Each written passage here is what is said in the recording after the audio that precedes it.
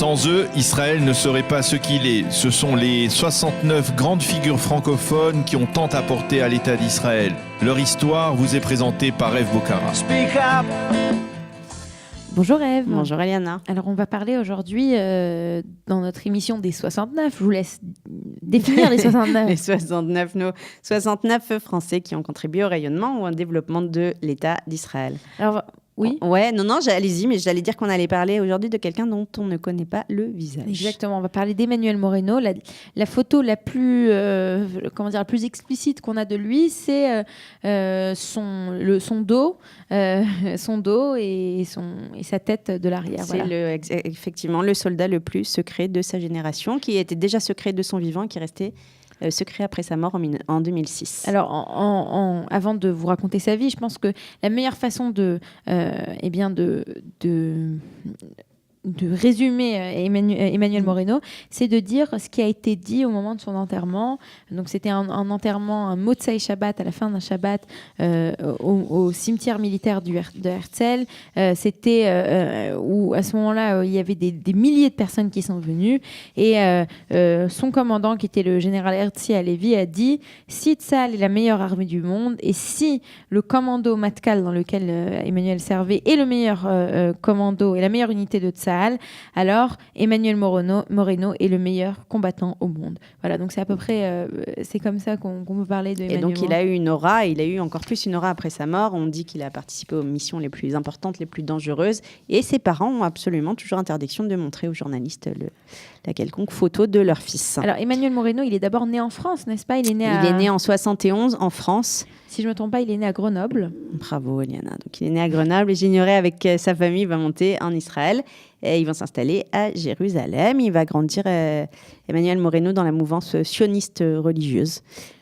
Et c'est à travers... et il va s'enrôler assez vite dans les commandos à Matkal, qui est la plus prestigieuse unité d'élite de Tzahal. Il va très rapidement monter les échelons. Il va, à tel point qu'à la fin de sa vie, enfin son dernier poste, il aura un grade et un poste qui était inexistant jusqu'alors. C'est-à-dire qu'il était tellement doué. Enfin, dès le départ, ses amis, ses camarades du commando l'ont toujours décrit comme quelqu'un d'extrêmement doué. Une des personnes qui était d'ailleurs un de ses amis très proches et qui était dans le commando avec lui, c'est Naftali Bennett, qui est aujourd'hui le ministre de l'Éducation.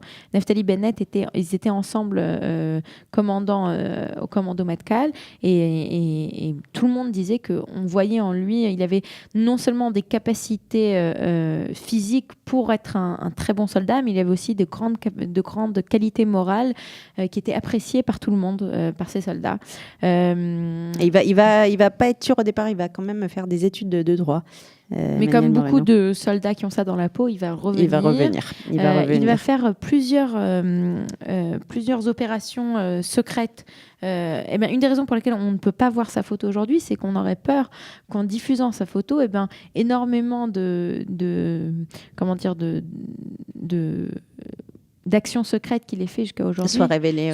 Donc... Mais en fait, là où c'est un peu dramatique cette histoire, c'est que même sa mère, qui sait qu'il est mort, dit: et puisqu'on ne peut absolument pas me parler de ce qu'il faisait de son vivant et de sa mort, je garde parfois de manière assez absurde un secret espoir qui, en fait, on nous dit qu'il est mort pour le couvrir et qu'il soit dans une mission X ou Y quelque part. Oui, alors justement, comment est-ce qu'il est mort? Il est mort, on parle de la seconde guerre du Liban en 2006.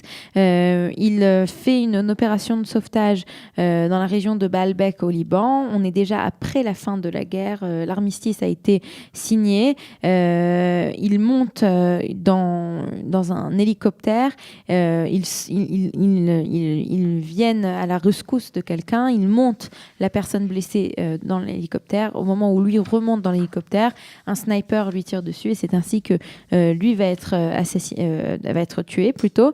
Et c'est comme ça en fait que ce plus grand soldat au monde va être tué. Il y a beaucoup de commentateurs qui disent que il a été tué d'une façon un peu bête pour un soldat de cette rampe. Exactement. Mais c'est son histoire, et Emmanuel Moreno, qui était donc français, d'une famille francophone, assez connue des francophones, c'est son histoire qu'on voulait vous raconter aujourd'hui dans les 69. Absolument. Voilà. Merci Eliana. Merci Ève. Sans eux, Israël ne serait pas ce qu'il est. Ce sont les 69 grandes figures francophones qui ont tant apporté à l'État d'Israël. Leur histoire vous est présentée par Ève Bocara. Speak up.